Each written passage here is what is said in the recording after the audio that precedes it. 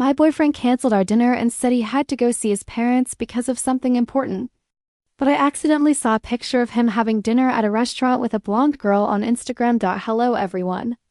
Before we start today's story, I have a small request. Please subscribe and turn on the notification bell so you never miss a new video on our channel. Your support means a lot to us. Where are you watching from? Leave your city or country in the comments below. Thank you very much.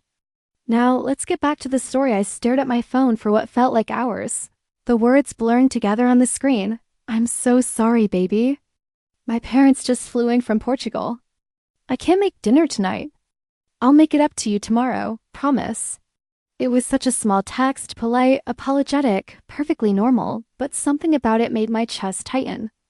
In the 8 months we'd been together, Ethan had never once mentioned that his parents lived in Portugal. Not once.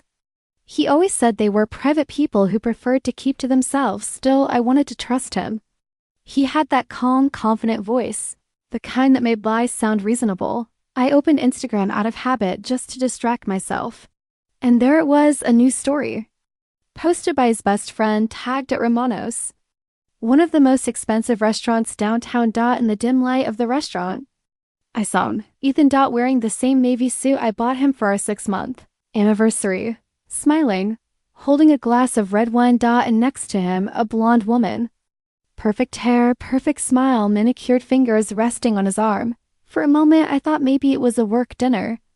Maybe I was being paranoid. But then the next story loaded. The camera panned closer, catching her laughing as Ethan leaned toward her.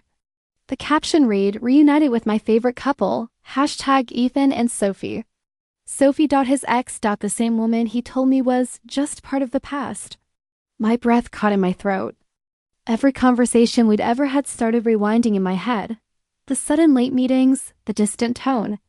The secretive smile when he checked his phone. I felt sick. I set my phone down and stared at the wall. There were 100 ways to react, scream, cry, call him, demand answers, but I didn't move. The room was so quiet that I could hear the ticking of the clock. 8 months. 8 months of paying for dinners, for his car repairs, his phone bill, all because he said he was struggling until his new job started. And now, there he was, drinking a $200 bottle of wine with her. My hands trembled.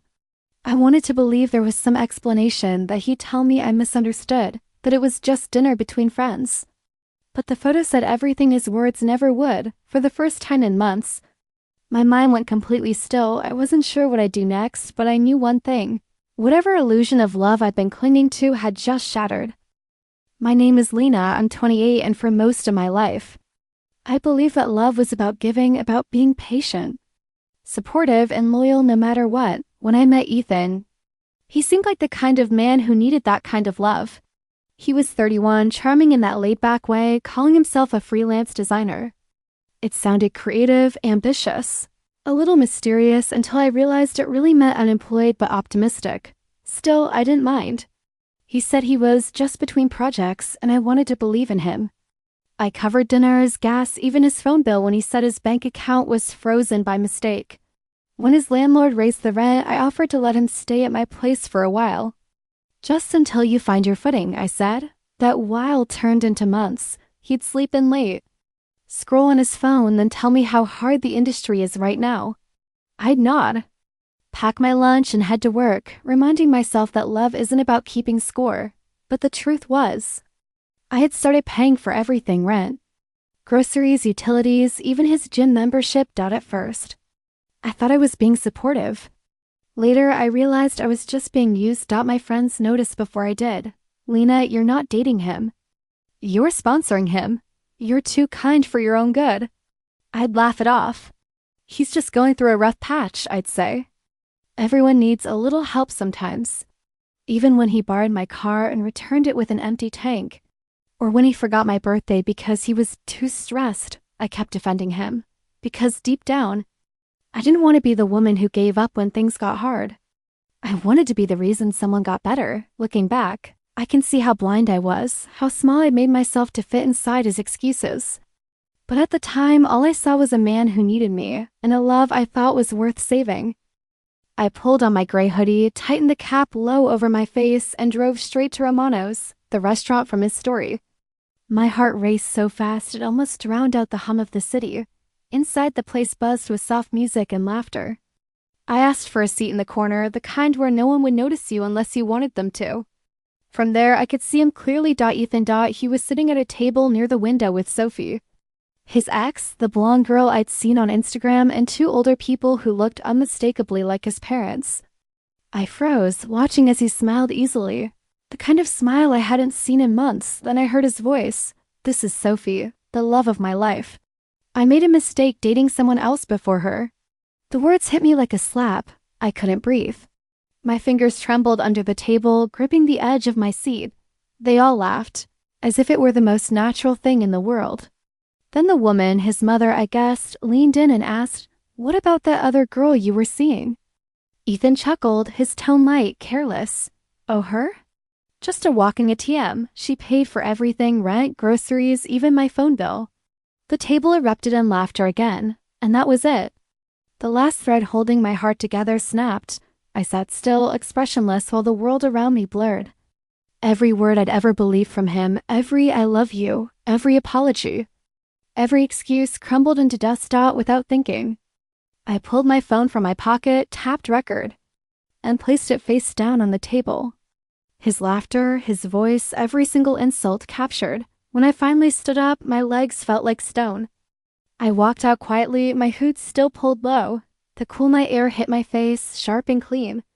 I didn't cry. Not one tear, because in that moment, something inside me shifted. The woman who had loved him was gone. All that was left was silence. And a slow, burning rage. That night, I drove home in silence. My hands gripped the steering wheel so tightly my knuckles turned white. I didn't blast angry music or scream into the void. I just let the weight of everything sink in. When I stepped into our apartment, it felt hollow, like all the warmth had been scraped out of it. The couch, the framed photo on the wall, the scent of his cologne. All of it felt foreign, disgusting. Without hesitation, I grabbed a trash bag and started packing his things, the sneakers I bought him for his birthday, his hoodies, his designer shirts, the wireless headphones I'd saved up for. Every item went into the pile. Then came his favorite white shirt, the one he wore on our first date, the one I used to think made him look so charming.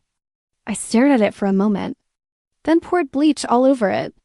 The fabric stained and sizzled like it was burning the last piece of my affection. I dragged all of it to the hallway and dumped it right in front of our door. Neighbors peeked out, whispering, but I didn't care. For the first time in months, I felt free. A few minutes later, the elevator dinged and there he was. Ethan froze, eyes wide as he saw the mess. "You're crazy, Lena.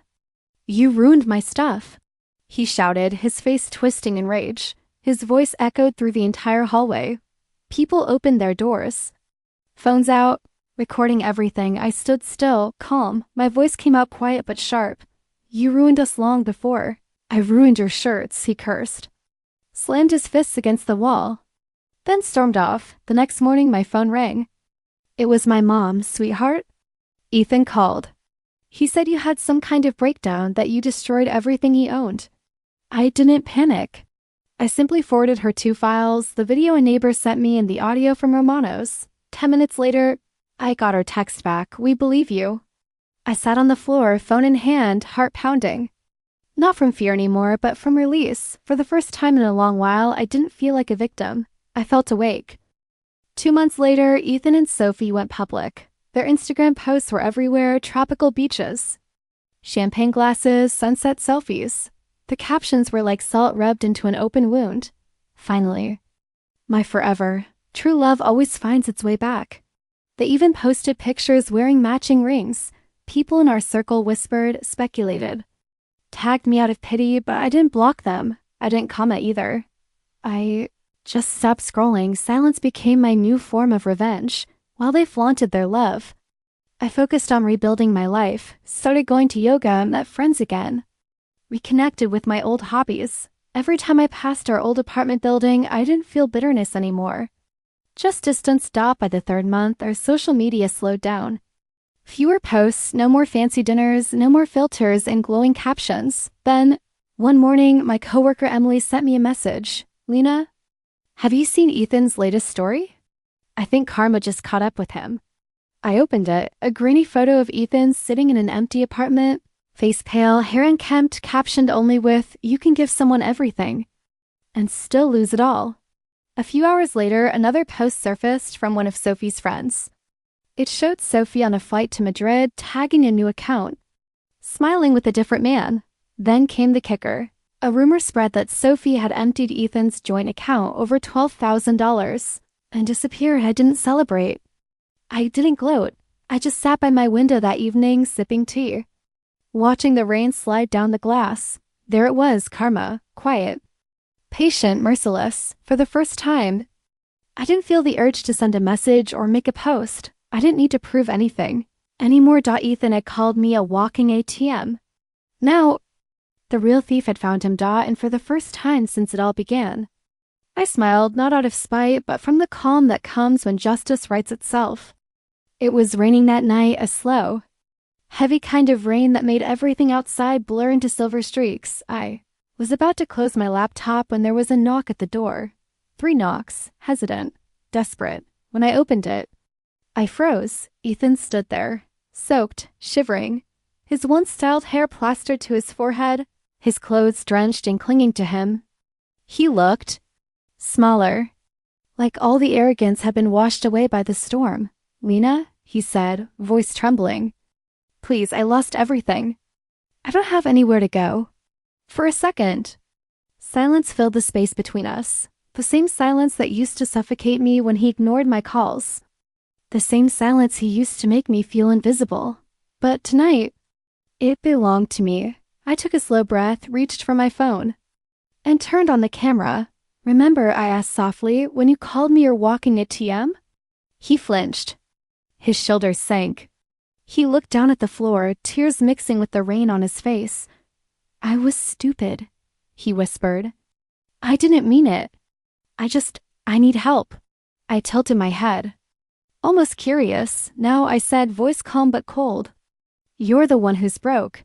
He sobbed quietly, muttering apologies, promises, anything to fill the void. But there was nothing left for him here. I didn't yell. I didn't slam the door. I just filmed, not to humiliate him, but to remember this moment, the day I finally saw the tables turn. He walked away into the rain, his figure fading into the dark streetlights. The next morning, I uploaded the clip with the caption, "POV, when the man who called you a walking ATM shows up broke and begging." Within hours, it blew up. 3 million views. Then 5 comments flooded in. "Karma's a masterpiece. She handled it perfectly. That's justice, not revenge." For the first time in months, I didn't feel like a victim anymore. I didn't destroy him. He destroyed himself. I just pressed record. It's been 6 months since that night. Now, I'm sitting in my new apartment, sunlight spilling through the curtains, a cup of coffee warming my hands. The rain has stopped, both outside and inside me.